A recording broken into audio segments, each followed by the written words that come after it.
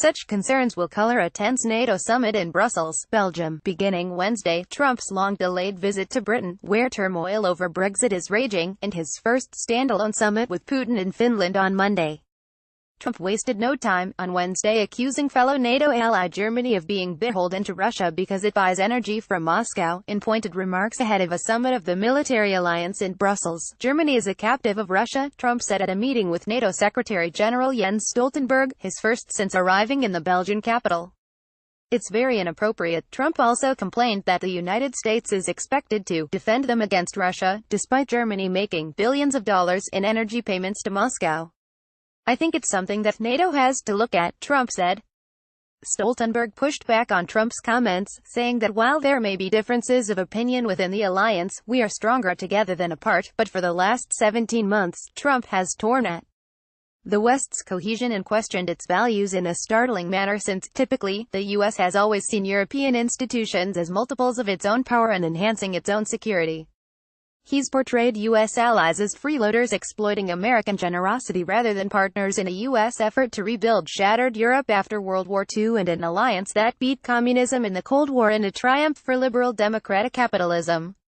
It's an assault that has opened wide divides in the transatlantic alliance and plays directly into what U.S. intelligence agencies and foreign powers assess as Putin's goal, to cement his own autocratic rule by weakening the institutions of the West.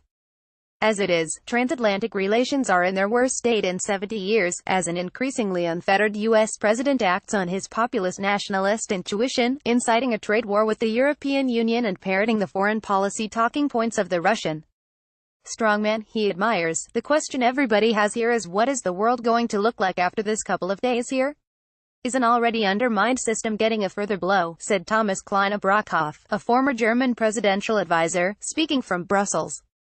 Before leaving the White House, Trump showed why there is such concern in Europe. A month after he blew up the G7 summit in Canada, NATO countries must pay more, the United States must pay less. Very unfair, Trump tweeted. Then Trump told reporters his meeting with Putin would be easier than those with U.S. allies, further stoking worries that his hostility to NATO could embolden Russia. The comment was yet another example of Trump siding with a leader seen by U.S. allies as a threat to democracy, who U.S. spy agencies say meddled in the 2016 U.S. election to help Trump win and who presides over a security state likely responsible for the death of a British woman after a nerve gas attack on a Russian former spy on UK soil. Trump has often seemed more in tune with Russia's foreign policy objectives than those of NATO, calling for Russia's readmission into the G7 and refusing to rule out the recognition of Putin's annexation of Crimea. Trump's defenders say his repeated demands for NATO nations to reach the threshold of 2% of their gross domestic product spent on defense are amplifications of his predecessor's demands for more burden sharing, and they have a point.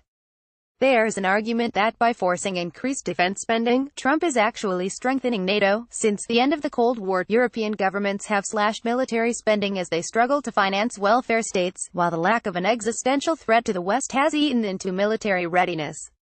The president's false claims that U.S. allies owe billions of dollars in unpaid dues undercut alliance unity.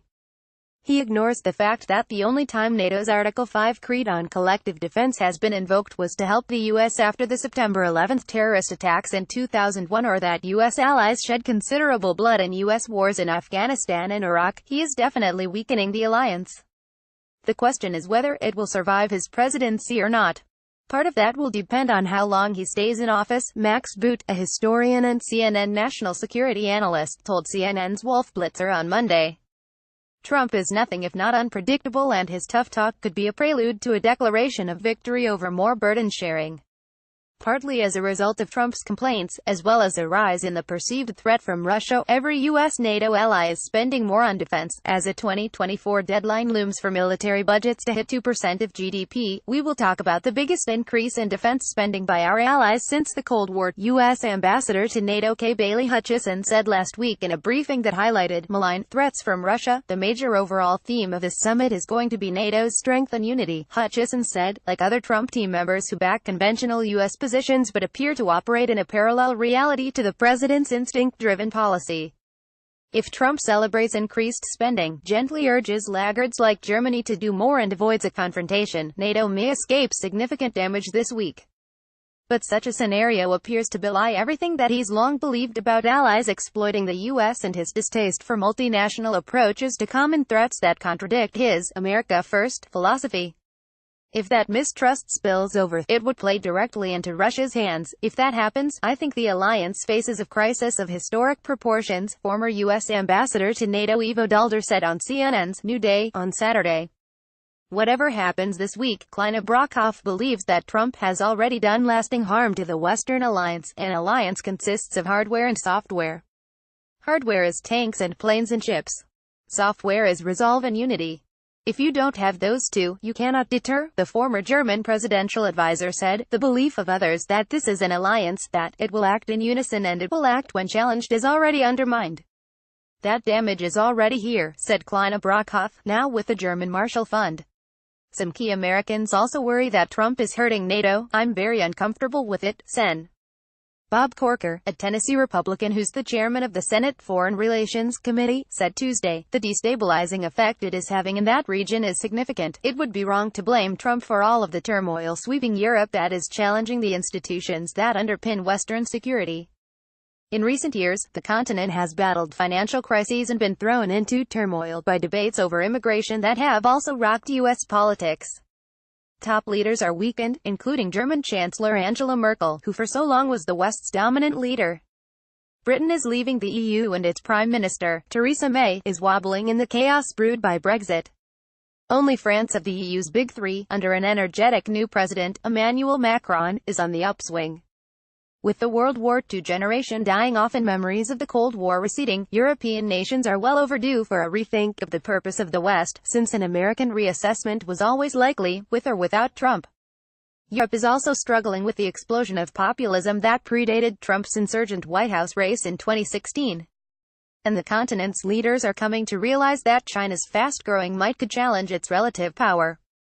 Such challenges might seem good reasons to strengthen the transatlantic alliance.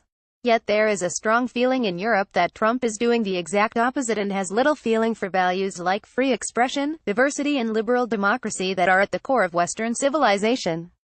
Years before he ran for the presidency, Trump made no secret of his transactional view of U.S. alliances, seeing them more in financial terms than as a way to project U.S. power and common values.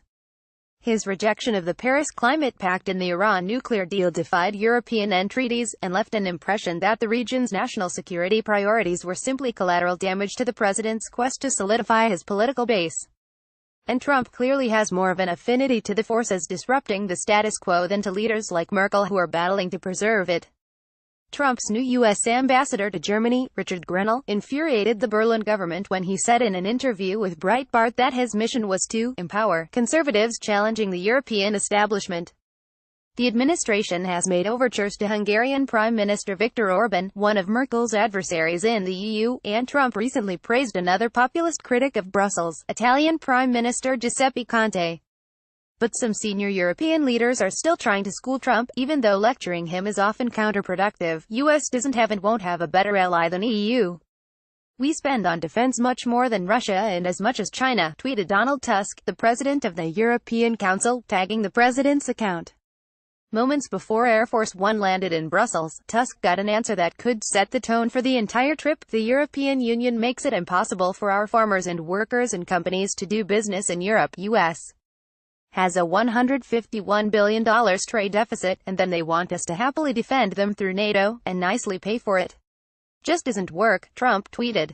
CNN's Jeremy Diamond contributed to this report.